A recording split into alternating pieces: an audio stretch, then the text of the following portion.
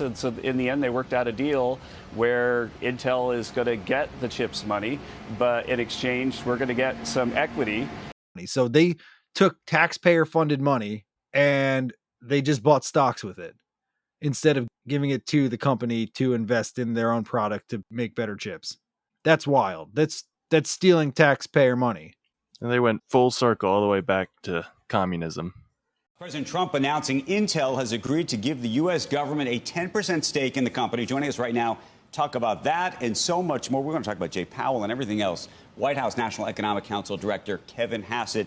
Kevin, it is great to see you this morning. Thanks for coming on. Yeah, it's great to be here. All right, this fucking nerd is back talking about more nerd shit.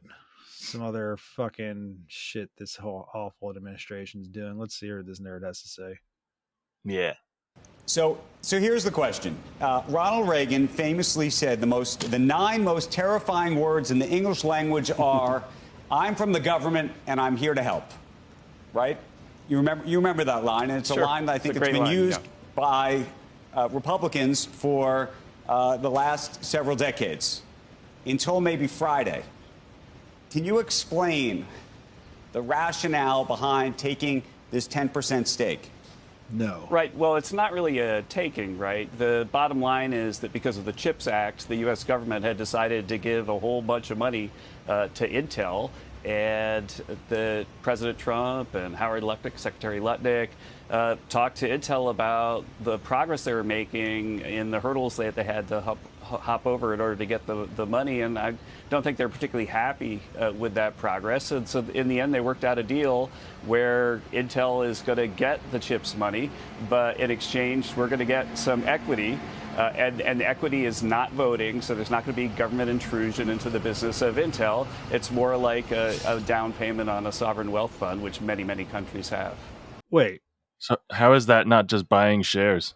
Hold on. Biden's CHIPS Act, which was to invest in American companies to make more chips domestically, they took that money to buy things instead of investing it. That's what it sounds like. Right. Yeah. I mean, it sounds like he's holding that money for ransom. So they're not investing it. They're investing it in the US. They're not investing it in Intel. That money doesn't go to Intel to do what they need to build more chips. Like they can pull out at any point. That's how stocks work. It's not Intel's money. It's the government's money. So they took taxpayer funded money and they just bought stocks with it instead of giving it to the company to invest in their own product to make better chips. That's wild. That's stealing taxpayer money. And they went full circle all the way back to communism or fascism. Which is what this actually all the would be. isms. The worst of the isms. There's too many isms. Socialism. You guys don't like that one either. Yeah, throw it in there. Just mix it all together. Throw it in there. Fuck it. What is going on? That money was earmarked to invest, not to buy, to invest. What the fuck is this administration doing? I just don't get it. I don't get. What are the hurdles? I'd like to hear more about these hurdles that they couldn't get the money that was for them, essentially. Hurdle me, Kev. Hurdle me.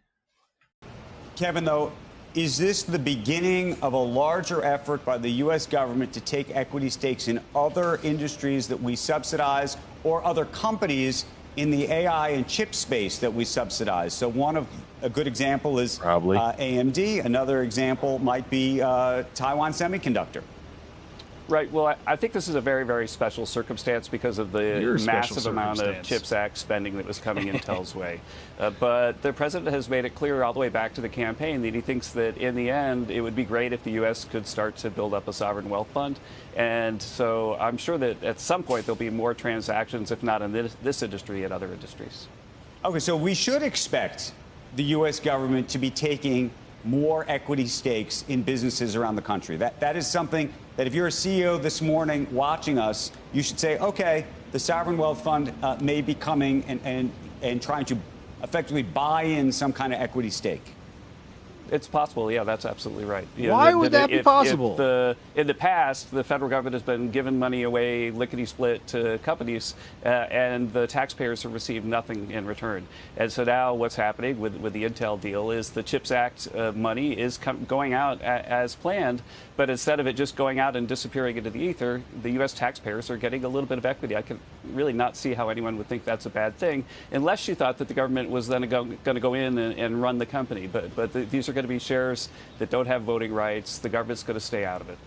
Are you saying that taxpayers' money is giving nothing back to the taxpayers ever? Then why are we paying taxes at all? Like the infrastructure bill, people got nothing out of that. No roads. No one uses those. Got roads. Fixed a bunch of bridges. Yeah, exactly. Like, what the fuck are you talking about, Kevin? It sounds like socialism to me. Sounds like that's grift.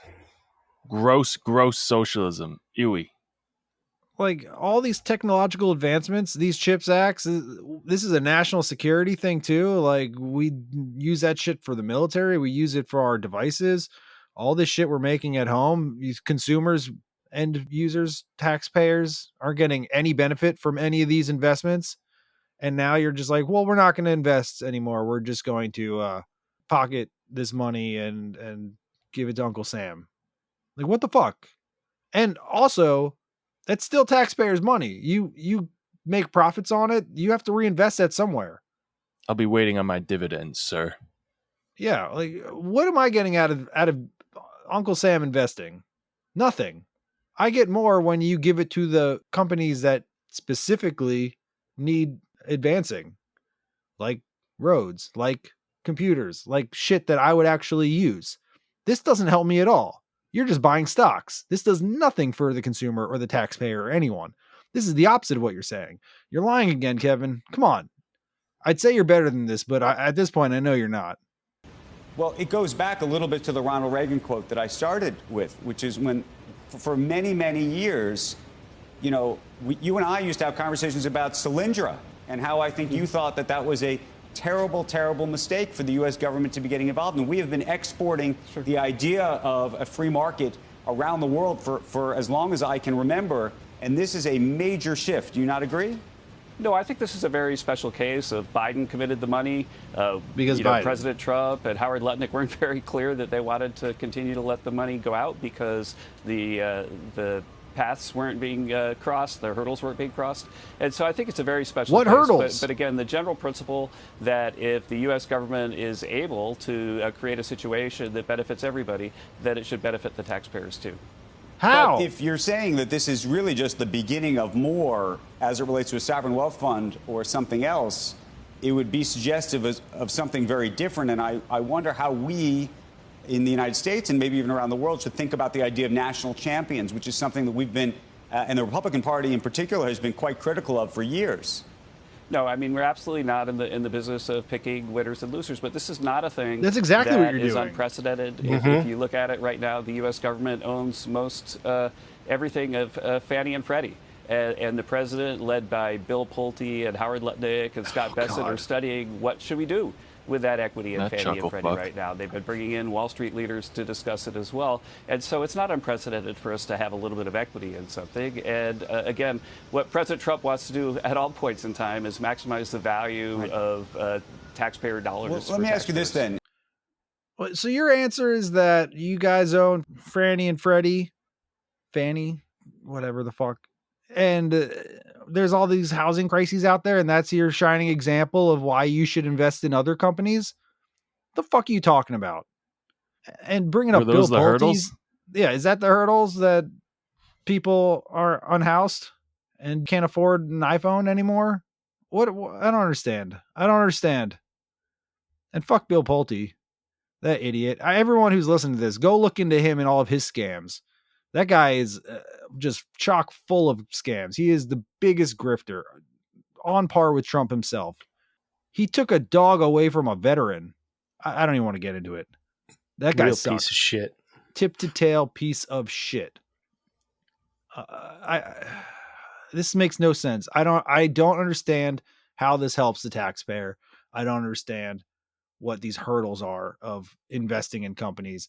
It sounds like the only thing that I heard was, well, Biden, so anti-Biden. Craziness.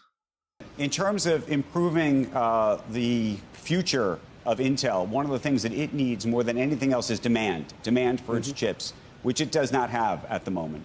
And so there's two ways to get there. One is just make better chips, which they need to do. But the other is they're going to have to find customers.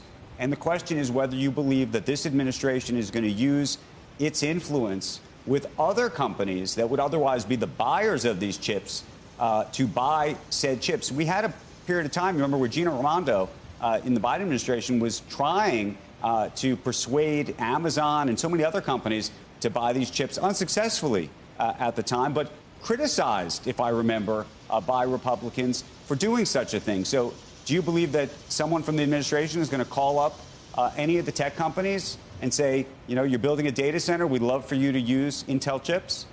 No, I don't expect that's what's going to happen. I think what is going to happen is with the cash inflow that they've gotten, in addition to some money from outside private funders, Intel's going to get its act together and once again become the leader in chip space. Can I ask one related question? Because I wonder if you think there's a historical sort of rewrite of history. Some people have suggested that the Biden administration should have taken equity the first time around when the CHIPS Act was first put in place. And the reason I'm curious about that is because I think at the time it was clearly to incentivize chip companies to come to the United States, do business, build fabs, and that fabs at the time were considered uneconomical, meaning companies didn't want to do this unless they could be subsidized. Now, maybe you could argue that given the tariff regime that's been put in place, it's changed the economics of what the playing field looks like today. But at the time, I think it would have been very difficult to go to these companies and say, I'm going to give you cash, you're going to give me equity, because I think they would have said to you, then please don't give me the cash. Am I wrong? Well, again, if you're a company that's losing money, the equity doesn't have much, if any, value. And the bottom line is that President Trump is building an America First agenda that includes, as you say, tariffs, which will make it so that people are much more incented to bring their production onshore. And so 100%, it's not permanent. We There's no incentives. That companies like Intel that are onshoring production are going to become increasingly profitable because of the president's trade policy. That was so frustrating to me. What hurdles? What hurdles? What hurdles were there for getting money that was earmarked for you? It makes no sense, Kevin. You're not making sense. Oh, well, now that we invested in them, Intel's going to get their act together. Why? Tariffs have no incentive for any domestic manufacturing. No one is going to start building factories because of something that's not permanent and can be changed within a couple of years. This is all crazy. Invest in the companies. Give them a reason. Subsidize them. If we need more chips, subsidize the chips to be built here. Change in a couple of years. This shit could change in fucking 90 days. Yeah. Who knows? There's no outlook on this. No one knows what's going on. This economy is all over the place. Everyone is confused. There is an outlook. Bleak. There's a bleak outlook. Yeah. I don't understand what's happening. I don't get it. It's pay to play. They're picking winners and losers, and honestly, they're not picking a good winner here. Apple moved all their chips away from Intel to make their own chips. Now everything is their own chips. Maybe give that money to Apple because their chips are way better. Or invest it. I wouldn't say invest, but have NVIDIA, the largest cap in the world, market cap, to build more factories in America. Like, incentivize people to actually manufacture here. Don't just put money in that you could take out at any given point. No, it's better to just invest in the shitty company and then strong arm the competitors so we see a profit. They're not being used. Will be when you don't have a choice. How does this incentivize anyone? Who's going to see the profit though? Who? What profit? You're investing in dying companies? I'm not even saying they're dying, but they're definitely on the decline, you know.